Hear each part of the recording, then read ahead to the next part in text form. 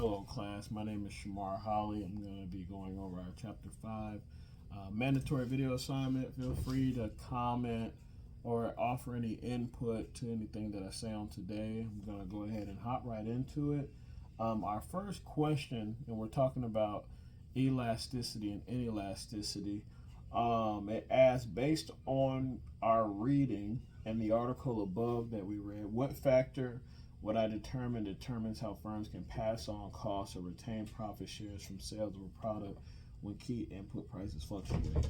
I think it's vitally important to understand that those inelastic products are going to be products that no matter really how the price fluctuates, the demand is really not going to go anywhere. That could include stuff like fuel, housing, food, those different necessities. Because even though sometimes it puts us in a bad place, especially we talking about gas prices, we're gonna pay for gas no matter how much we cry about it. So that's gonna be stuff that's gonna be inelastic. It's stuff that we have to have, to maintain our livelihoods. Elastic, um, the elastic things that we talk about, those are going to be, some of your luxury stuff like movie prices, restaurant eating, you know, different things like that, stuff that's not necessarily needed. So I think that it's important to understand that the necessity of a good, which will be our daily living, the stuff that we have to maintain our livelihoods, and then also the demand are going to be important to understand this stuff, because even though cigarettes and alcohol are not necessarily they're not necessarily needs, that's stuff that's highly addictive, and it's stuff that no matter how the prices fluctuate, because they're so addictive, people are going to buy that stuff too. So that's very important to consider.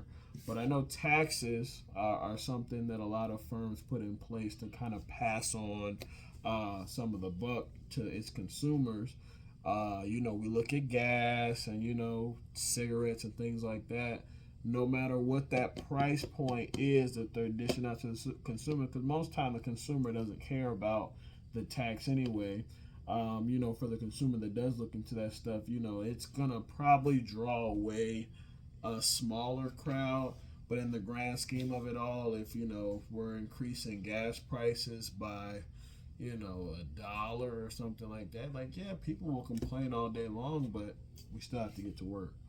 The cigarette smoker probably not gonna be as concerned about. I mean, they may complain a little bit, but they're still gonna go get their cigarette because it's an addiction. Number two, the article above mentions the product aspirin and coffee. Now, as we talked about before, that inelastic stuff or goods, items, services, that stuff is going to be more inelastic. So, as is aspirin likely to have an elastic or inelastic demand curve, it's going to have an inelastic demand curve, because we all know people that have taken aspirin. You've probably taken an aspirin one day or another. It's something that's pharmaceutical. It's something that helps people maintain their physical health and focus, things like that. So that's going to be inelastic. Coffee.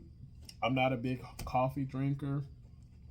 A lot of people are, and that's going to be something that's kind of a luxury or a preference. It's not something that you have to have. I go to McDonald's to get my coffee.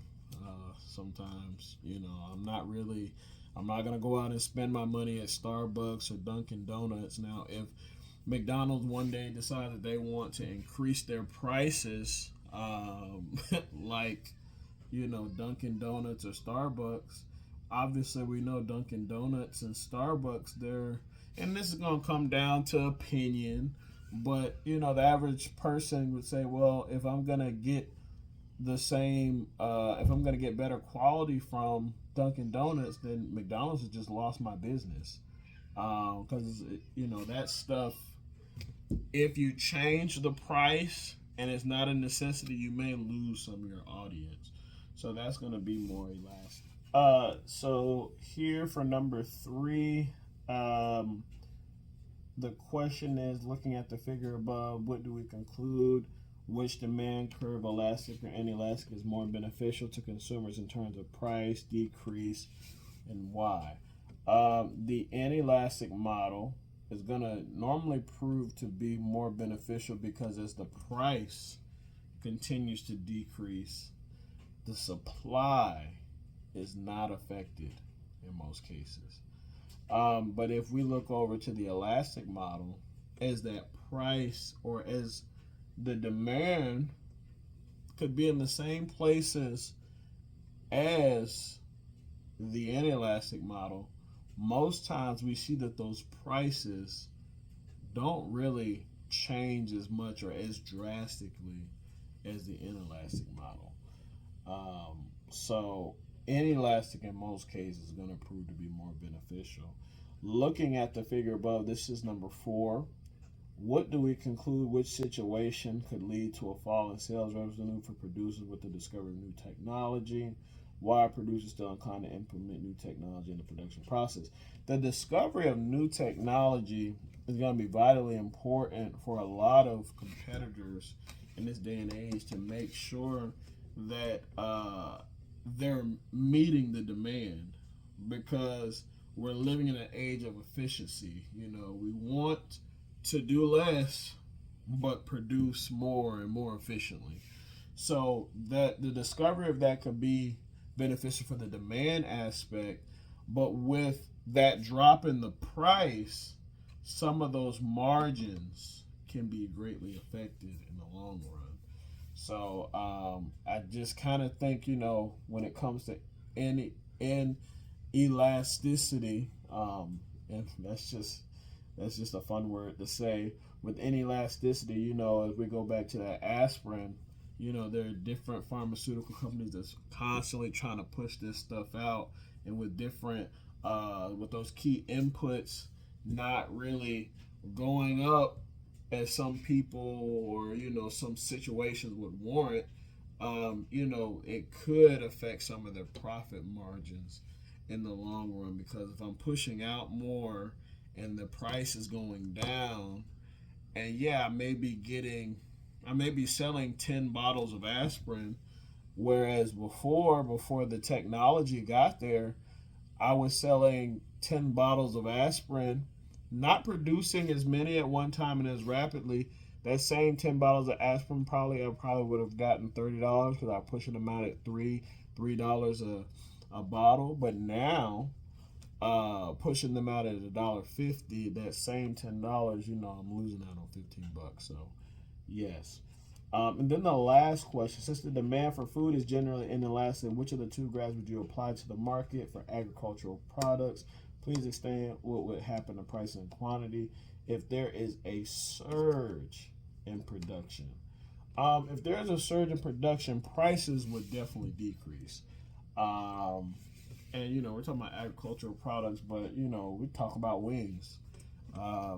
Wings at one point in time, wings went down, or you know, the supply of wings went down. So as the supply for wings went down, the price of wings we started to see, you know, you had to pay an arm and a, you know, no pun intended, you'd have to pay an arm and a leg to get a wing.